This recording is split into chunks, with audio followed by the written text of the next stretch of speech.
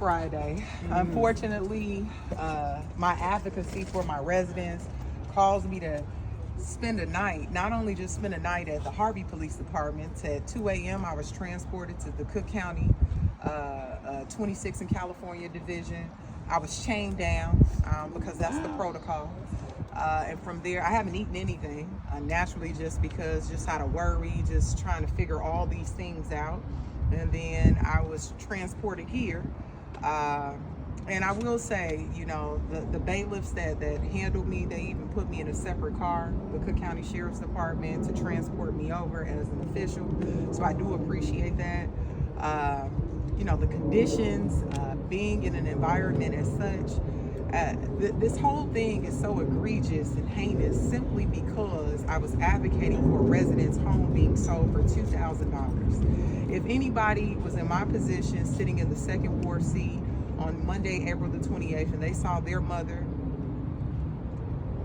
mother being grabbed on in a very abrasive manner, they too would be startled. And that's what I was. Detective Manganya of the Harvey Police Department has caused me great turmoil. I've been in this seat since May 8th of 2023, and I've been advocating for the past 14 or 700 plus or so days since then. And my advocacy is disrupting the issues in the city of Harvey, and more importantly, bringing awareness so that our residents can advocate and move forward in the correct direction as we move forward in seeking new leadership. You know, I mentioned to you all the other day, I am running for City of Harvey's mayor in 2027. Yes. Thank you. Is there any doubt in your mind that the charges come on the same day that you announced your run? I think it's quite befitting to be vindicated just the day before. And one could only imagine, why did it take so long, right? This incident happened Monday, April the 28th. We then went to court.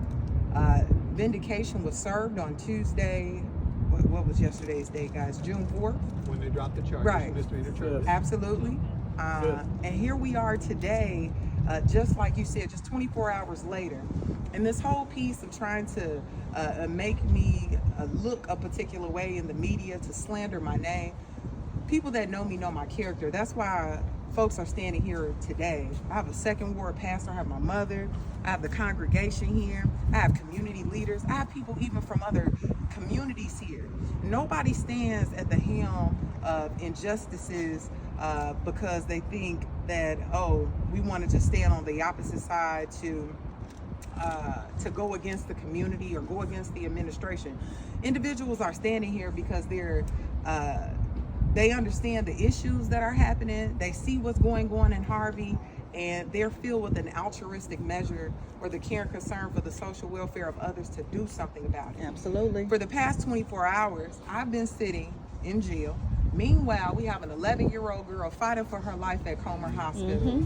Meanwhile, we have a woman whose foot was mauled off by 2 Rottweilers, and this happened in the city of Harvey. So if taxpayers' dollars are being spent on frivolous agendas such as trying to identify issues with the second ward alderwoman, Colby Chapman, for speaking out candidly, in which I always will. This will not stop me from speaking out candidly about the issues that are affecting our residents. Absolutely. Why is this even an issue for me to speak out? You know, the residents of the second ward voted me in this seat so that I can make a change. They voted me in this seat to speak out on issues that we see. There's no transparency, there's no accountability, and to think that they want to raise all these issues against me simply for talking is absolutely deplorable. Any doubt in your mind that this is all politically motivated? There's no doubt at all. This in this current moment is total political retaliation. Earlier in the segment, I mentioned about Detective Manganya. It was January 6th. I received a death threat. They said they were going to burn our house down. This is following me standing out in the 6th ward, advocating for Rudolph Williams, a 78-year-old man who was boarded up in his home. right? Following that housing insecurity, we have Miss Pooltinkle here. 17 families across the 153rd block of Myrtle. They're lost their home, and soon they'll be moving in July. Back in my ward, Dr. Allen on 155th in Myrtle, same similar situation. I had a woman reach out to me the other day from the 4th ward explaining a housing issue. All of these housing insecurities. We don't have a pharmacy in the city of Harvey. We don't have a grocery store in the city of Harvey. What are we doing for the marginalized communities? What do we say to the families who live behind or on Center Street who lost their home due to a house fire, yet the fire department sits right across the street from that row of houses? Right, I'm still in contact with that family today, helping and supporting, doing the best that I can to just support that family. But all these instances are housing insecurity instances, and it's just not fair that because there is a locked quorum with Wards 1, Shirley Drewinski, Wards 3, Talani Smith, Ward 5, Dominique Randall L., and Ward 6, Tyrone Rogers are locking the board down. Why don't they have any questions? How are they representing their residents? No, there are no dumb questions in the world. As a matter of fact, right now, we're just answering questions. Let me throw another question at you. What do you think is going to happen Monday night?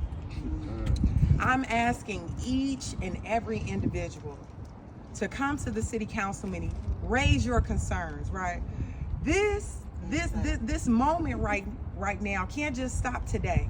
Right? It must go on for Monday, June 29th, Monday, June 23rd, and every second and fourth Monday of the month, beginning at 6 p.m. to ask questions about our finances, at 7 p.m. so we can have the city council meeting. But everyone needs to be in attendance, and ABC, I hope you'll be there, because we certainly need to digitally storytell the issues that are plaguing Harvey. What's your message to the mayor?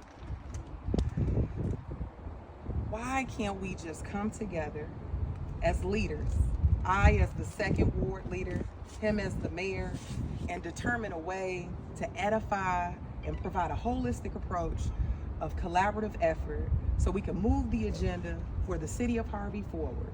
Simply put, right?